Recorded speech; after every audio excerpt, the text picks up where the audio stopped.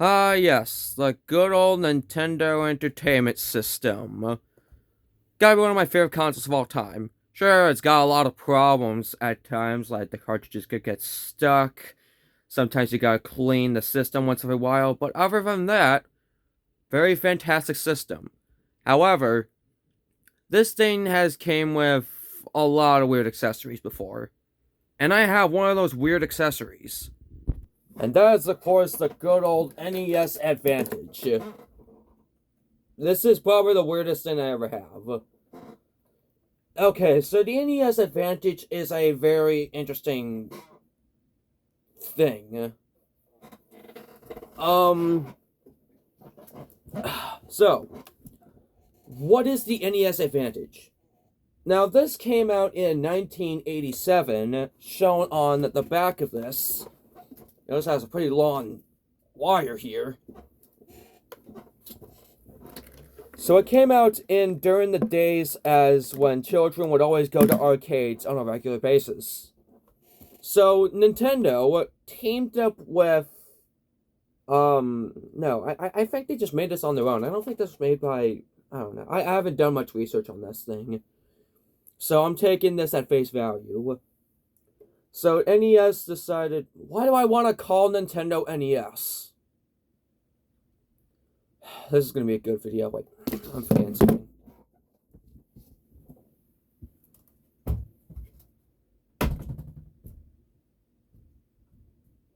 There we go. Alright, this is going to make the video much better.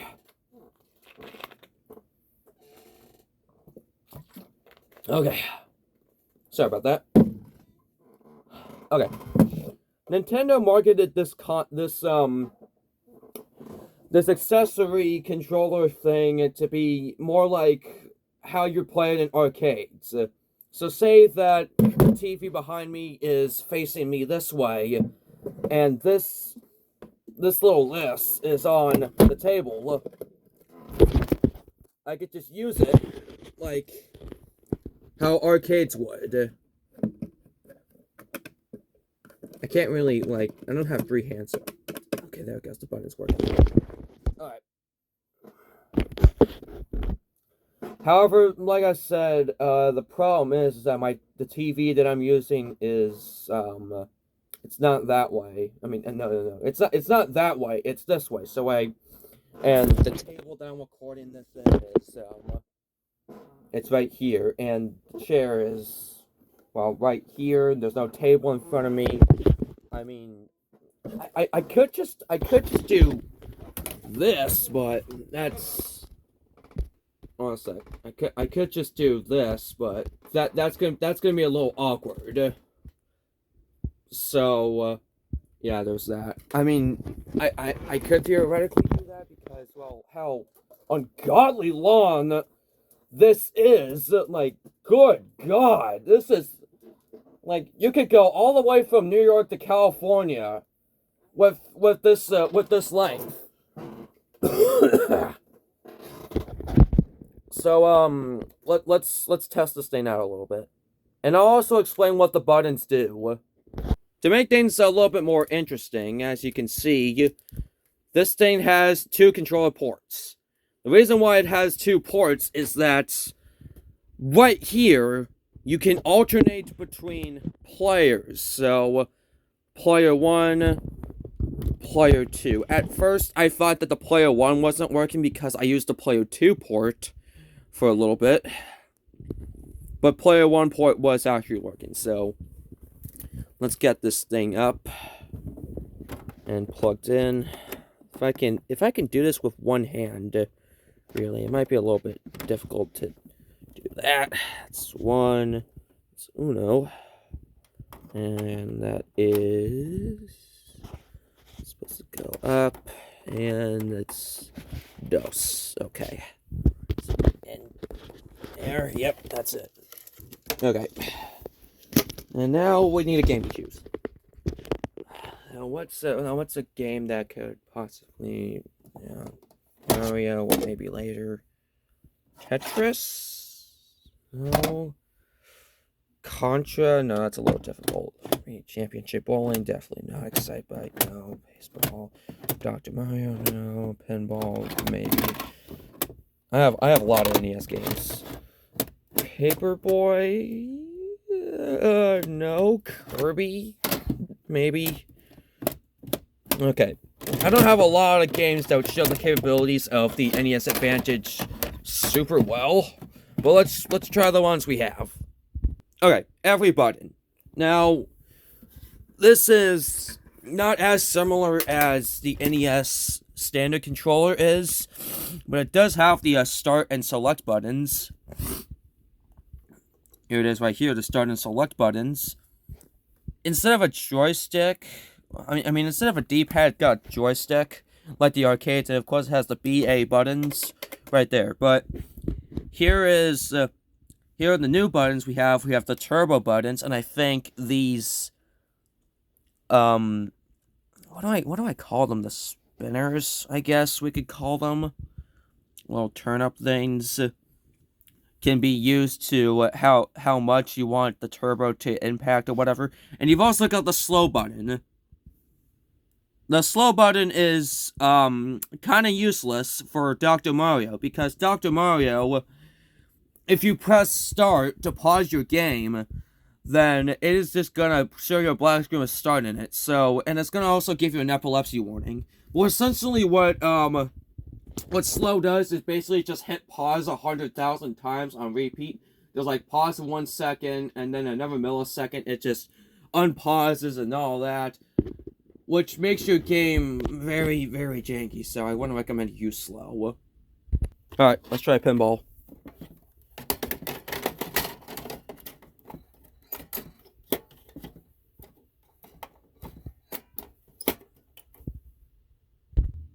Alright, so you can see the TV right there.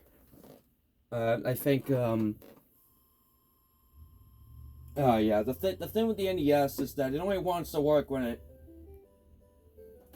only works when it wants to work. It's like, I don't know how to describe it. Oh god. Come on. Come on, you were just working 30 minutes ago. Nope.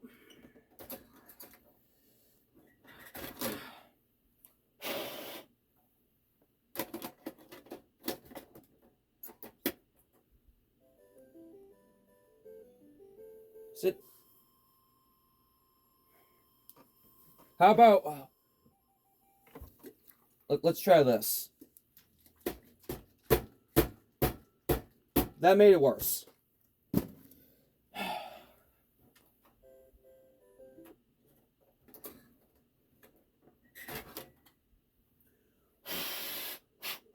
Don't tell me I have to clean this.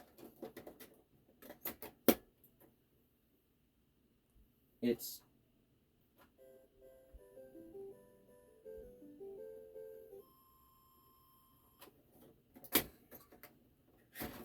let's try another game. Let's try Tetris.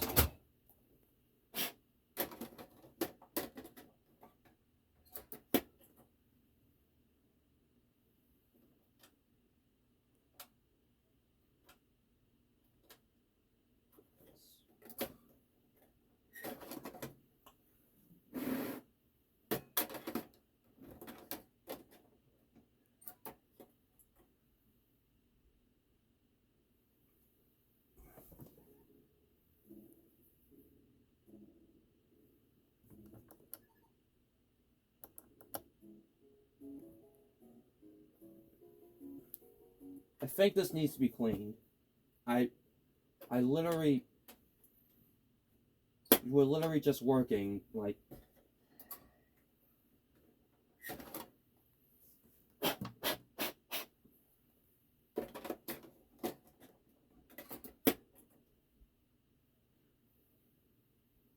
Isn't that finally working? Please tell me it's finally okay. All right, let's do some Tetris. Okay, so let's play some Tetris with the NES Advantage. Let's start level 1. Okay, so Let's use the turbo buttons. Turbo button. Also, the controls for Tetris is that it doesn't matter what button you use. Both of the buttons turn the shapes, or the Tetris blocks. Here's what turbo does. Yeah. That's what turbo does. Which, that could be very useful at times. If you need to, like, quick change or whatever. So, does it really give you an advantage? I guess so.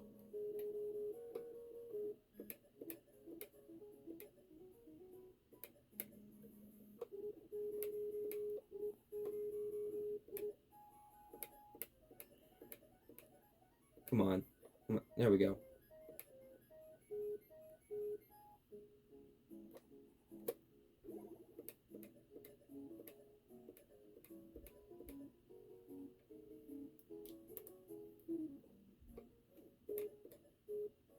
Ah, that's the piece I'm looking for.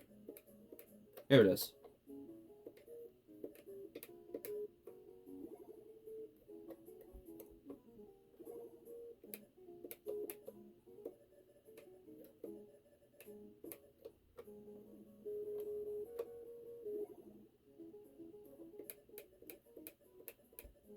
Alright, so it works pretty well with Tetris. Okay, so now I got pinball working. So, here we go. Now, here's what turbo does to the flippers. Yeah, if you hold down A, flipper 1 is just gonna go haywire, so that's what flipper 1 does. Well, okay, left flipper. No, right flipper. What am I even doing today? I don't know. Why did I choose this game? This game doesn't really show the capabilities of the NES Advantage that well. What is going on with me today? Really? Whatever, this is still one of my favorite NES games. I really love pinball games. I love pinball games. In case if anybody is wondering, here's what slow does to the ball. Yeah, it just makes the ball flash many times, and then it just makes the flippers move at 1 frame per second. So add that with turbo. Yeah, you get this.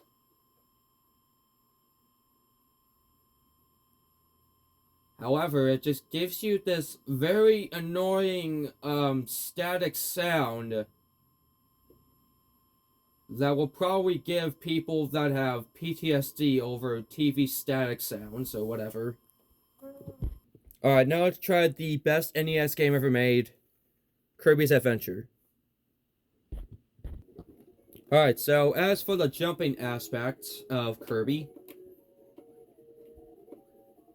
here it is without turbo.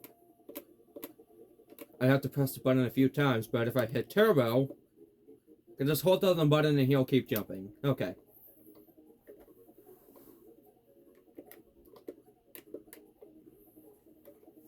Back to... There it goes. Let's go all the way to level 1, try to beat this level with NES Advantage.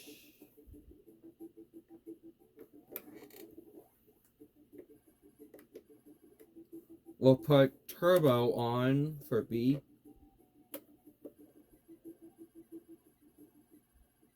And it'll spam the attack.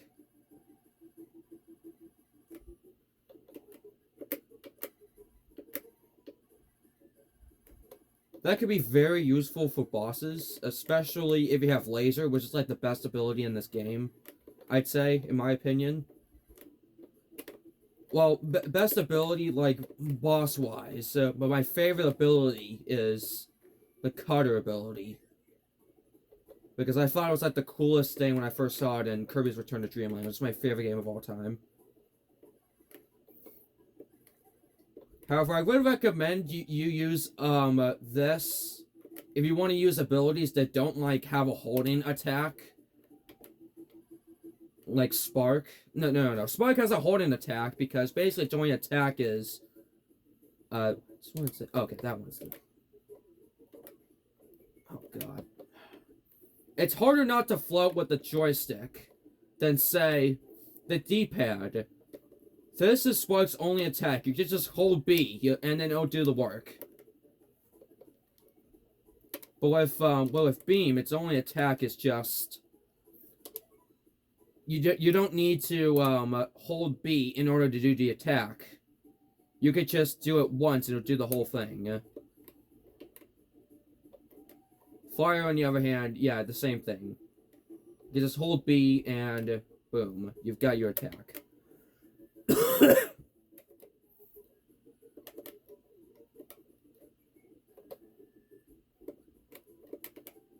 Pretty sure that's how they intended you to beat that side, or whatever.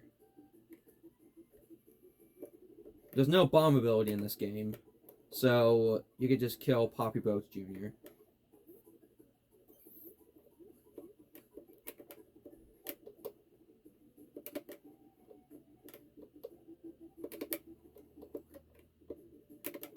And that's it.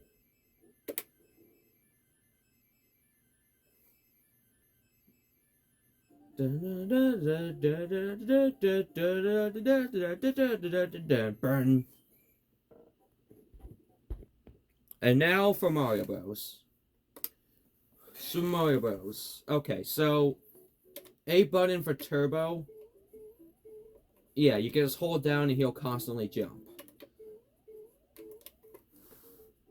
As for B, unfortunately, you can't just, like, press... I just died. Unfortunately, you can't just press Turbo B and he'll constantly, like, move. I gotta hold down B. What am I talking about? Really, Turbo B is really only used for the Fire Flower, which I'll show you an example of in just a bit. I just need to get the Fire Flower power up.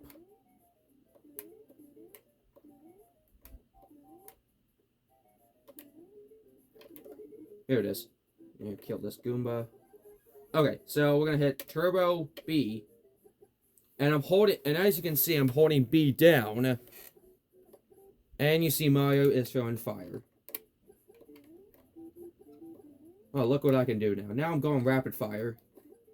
And I'm killing all the enemies with style.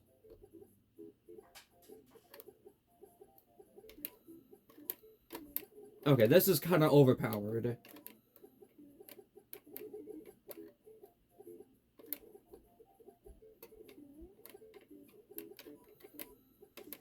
Now, Mario's a killing machine. Like, if you have the NES advantage and then you have Mario Fire Flower power up, yeah, you're basically unstoppable.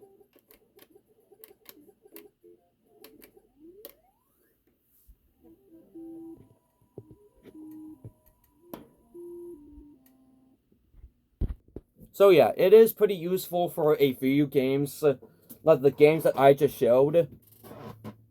However, I wouldn't recommend you use it for, like, every single game because, well, sometimes the buttons could be a little bit much with its capabilities and all that, but games like Mario Bros. We just saw, and Kirby's Adventure maybe, and Tetris sometimes, could be very useful for this. Would I use this all the time? Probably not. If I want to goof around with a few friends, then maybe, or maybe I could have a game that's actually, like, useful for this.